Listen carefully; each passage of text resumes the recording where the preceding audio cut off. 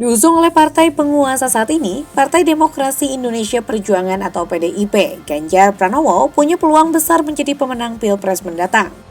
Sayangnya belakangan, dominasi Ganjar yang biasanya menjadi pilihan terfavorit dalam sejumlah survei, kini mulai disalip oleh Capres Prabowo Subianto.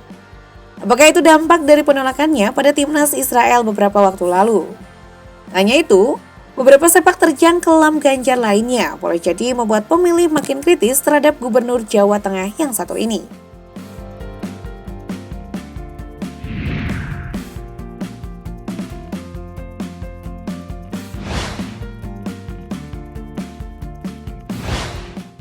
Nama Ganjar Pranowo kerap disebut dalam berbagai sidang korupsi proyek Kartu Tanda Penduduk Elektronik atau EKTP.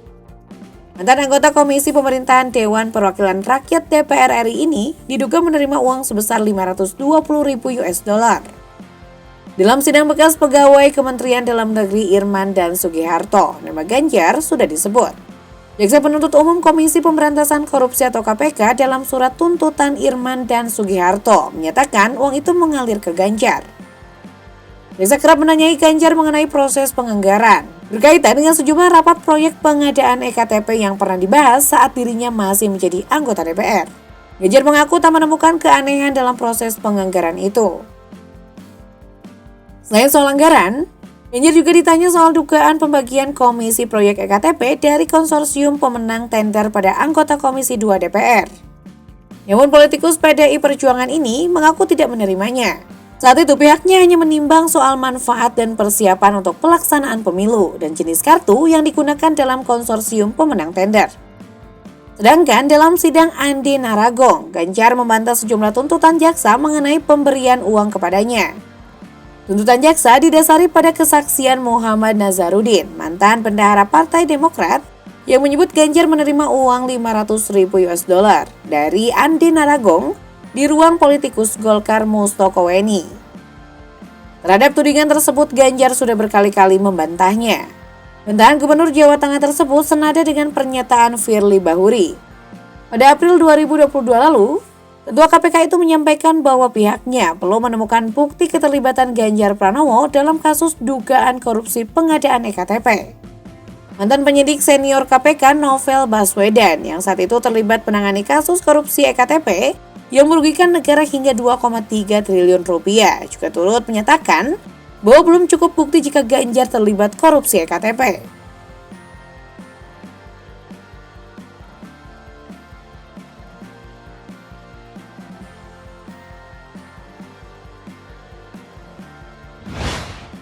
Capres usungan PDIP ini juga sempat menuai kontroversi dalam kasus tambang Wadas yang terjadi pada 2022 lalu. Orang nomor satu di Jateng itu dianggap tak pro warga Wadas yang lingkungannya rusak akibat penambangan tersebut. Ironisnya, Ganjar Pranowo pernah mendapatkan penghargaan Green Leadership Nirwasita Tantra 2021 dari Kementerian Lingkungan Hidup dan Kehutanan atau KLHK. Namun, komunitas Gerakan Wadas Melawan menilai penghargaan tersebut tidak layak diberikan kepada pria yang menjadi salah satu capres terfavorit pilihan masyarakat dalam sejumlah survei. Sebagai Gubernur Jawa Tengah, Ganjar Pranowo menyebut pihaknya tak memiliki otoritas memadai dalam proyek pembangunan batu andesit dan penanganan konflik di Wadas Bener Purworejo. Ganjar menegaskan, penambangan andesit di Wadas adalah untuk kebutuhan material proyek strategis nasional atau PSN Bandungan Bener.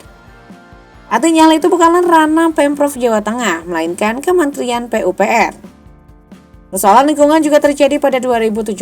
Capres 54 tahun itu disebut secara gegabah menerbitkan izin baru PT Semen Indonesia di Rembang.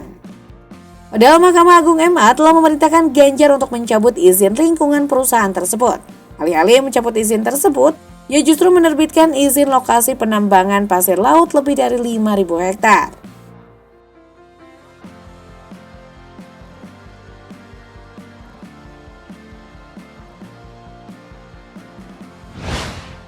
Saat hadir sebagai bintang tamu dalam podcast Deddy Corbuzier, Ganjar Pranowo mengaku belak-belakan menonton film dewasa. Ia menilai hal itu wajar. Sebab seseorang yang sudah dewasa sah-sah saja jika suka menonton film biru.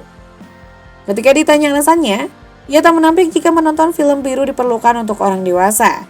Kadang-kadang sebagai orang dewasa kan perlu, saya sehat kok, kecuali saya tidak sehat, ucap Ganjar Pranowo. Pengakuan Ganjar Pranowo itu menjadi kontroversi dan mendapat kritikan dari berbagai pihak.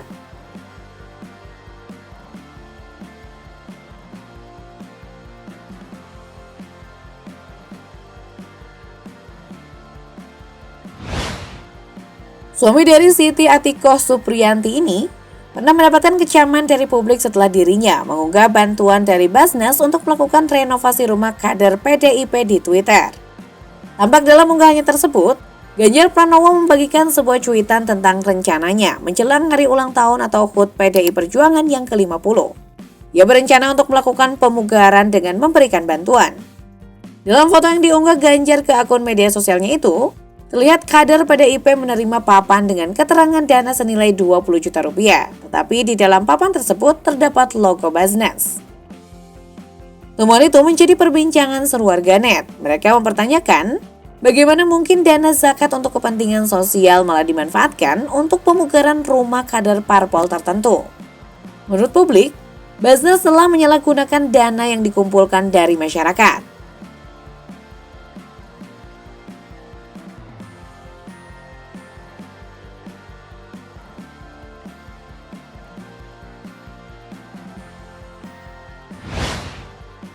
Ganjar Pranowo sempat bersikap kontroversial dengan menolak timnas Israel pada Piala Dunia U20.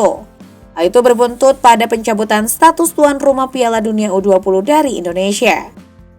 Salah satu pihak yang paling terpukul dengan dibatalkannya Piala Dunia U20 adalah para pemain timnas U20. Mereka sangat bingung karena menurut mereka tidak seharusnya politik dicampur adukan dengan olahraga. Ganjar sendiri mengaku kecewa dengan pencabutan status tuan rumah U20 dari Indonesia. Namun, Ganjar tetap kukuh dengan keputusannya menolak Israel di bumi pertiwi dan berharap ada terobosan lain untuk tetap menggelar Piala Dunia U20 tanpa kehadiran Israel. Dalam pernyataannya, Ganjar justru meminta timnas Indonesia untuk terus semangat. Menurutnya, kegagalan timnas Indonesia untuk bertanding di ajang Piala Dunia U20 bukan merupakan hari kiamat. Pernyataan itu justru semakin membuat warganet tampak kesal.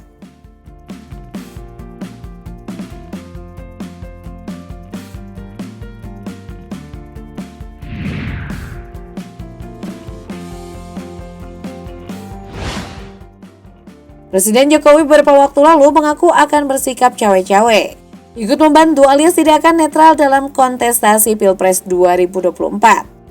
Alasan Jokowi turut cawe-cawe adalah supaya Indonesia bisa segera menjadi negara maju dalam kurun waktu 13 tahun.